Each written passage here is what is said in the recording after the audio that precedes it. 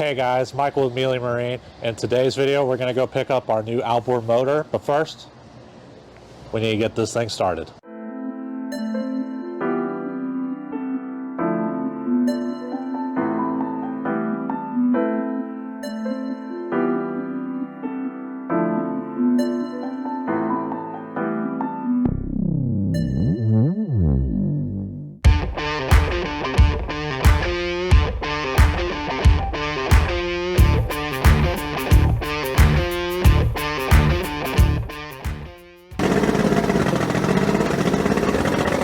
As you can see, it's running.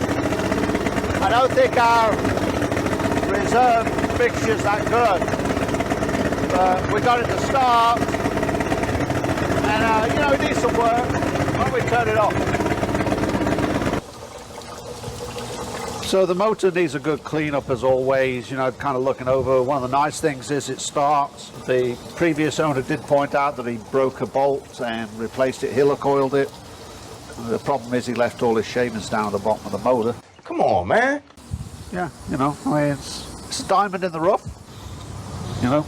So spray it down with some SD20 and let it soak in, and then spray it off, and then you just start going through the things. Obviously, it's always a plus when they start, regardless of how badly they run. But you know, one of the things about the motor like this is, and this is something you've got to take into consideration if you buy a boat like this, you know, what are you buying it for? Are you buying it to work on it? Are you buying it to go out fishing or whatever? But there's probably a good 40 or 50 hours in cleaning this motor up, tuning it up, straightening all this up at least. So kind of keep that in mind. You know, for us it doesn't bother us so much. Of course, you know how that goes.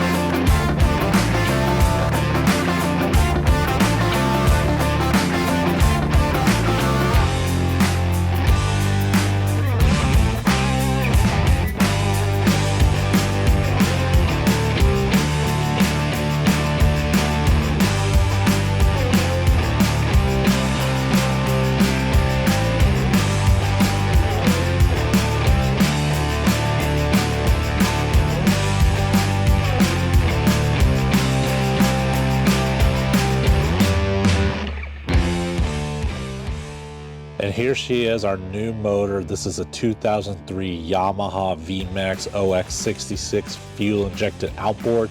It has 350 hours on it, and we are super excited to get this thing mounted on to the Ranger 393V. So stay tuned. Okay, so this is Michael's new toy here, new motor he picked up for his new 393V. We put it on this stand. When it first arrived, it was on a lay-down stand. But before we took it off of that stand, because it was better for us, we did a compression check on it. So we did a compression check. We had to hook up an auxiliary starter to turn it over, but the motor did turn over. But we had 100, 190, and we had 100, 190. So overall, we're reasonably happy right now, but these two low readings concern us. So the next thing we're going to do is do a leak-down test on this motor. So we did a leak-down test on it. Just like the compression test, these 4 cylinders held with no problems at all.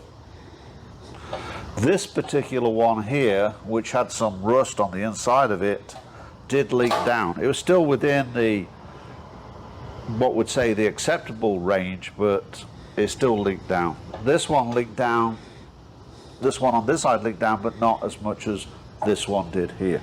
And the other thing that we did was we checked out the drive shaft down here where the splines come in. So what we're doing is checking to see if there's teeth up here. And the reason why we're doing that is this boat, or this motor, sorry, boat motor, there's a really good picture right there actually. So this boat was having trouble with lower units. The impression I got from the conversation that was had was that it had gone through 2 lower units. So you always get worried, is it the lower unit or is there something up here that's potentially causing problems down here? This thing has 300 hours on a 2003, something like that. Sorry, 2003, I apologize. We did go through and scope the cylinders. On this cylinder we have a little bit of rust up on this side, which is a little bit concerning. You can see it right there. But it's oiling. There was oil on the other side. So that might just be one of those things of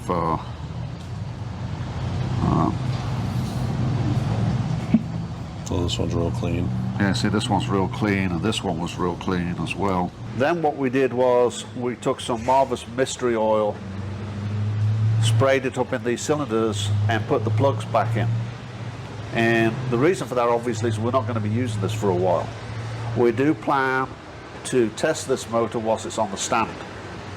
But we obviously need to put the lower unit and everything on it to do that. We know we've got good compression. We have better compression now than we did when we first checked it. We went back and double checked something the other day, and boy, this thing got some pretty good compression at that stage. And I think some of that had to do with the Marvelous Mystery Oil freeing up the piston rings. If you put your motor on a stand like this, make sure you tie it down. If not, this thing will flip all over the place.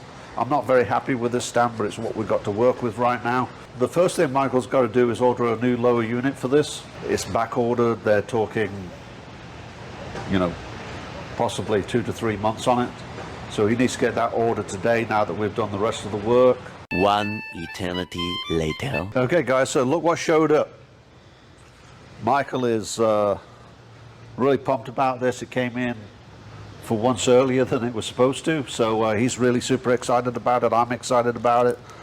There's nothing better than shiny new boat parts, and this thing, man, it looks good, doesn't it? But what we are going to do is, I think you should stay tuned, because the next thing we're going to do is we're going to pull that motor. That motor's going to be for sale, and we're going to put this motor up there to see how it looks, to make sure it matches up to his vision of what he's trying to achieve. Because obviously in the next weeks, that thing's going to be totally tore down. It's all going to be stripped down to the hull. So that's what we're going to be doing. So stay tuned for that. We're really looking forward to that. I'm really looking forward to seeing this motor over there. We're excited about being back on a Ranger project. Maybe because I'm familiar with them now. One thing I get asked a lot is how much does it cost to restore a bass boat? So I'm going to be keeping a running list of expenses for this project for the 393V restoration. So let's go ahead. I purchased the boat for $3,000. I purchased the motor for $3,000. I needed a lower unit, which cost me $1,500 new. And I also purchased the service manual for the outboard, which was $40. So we're at a grand total of $7,540 on this project so far. Well, that's it for this week's video, guys. I hope you liked it. If you did, please be sure to like, comment, and subscribe. And comment down below what you guys think of the Yamaha Vmax. It's an OX66. Let me know what you think. I'd love to hear about it. If you guys hate this motor, let me know. If you guys love it, also let me know in the comments down below. And be sure to check back next week where we hang this motor on that boat over there.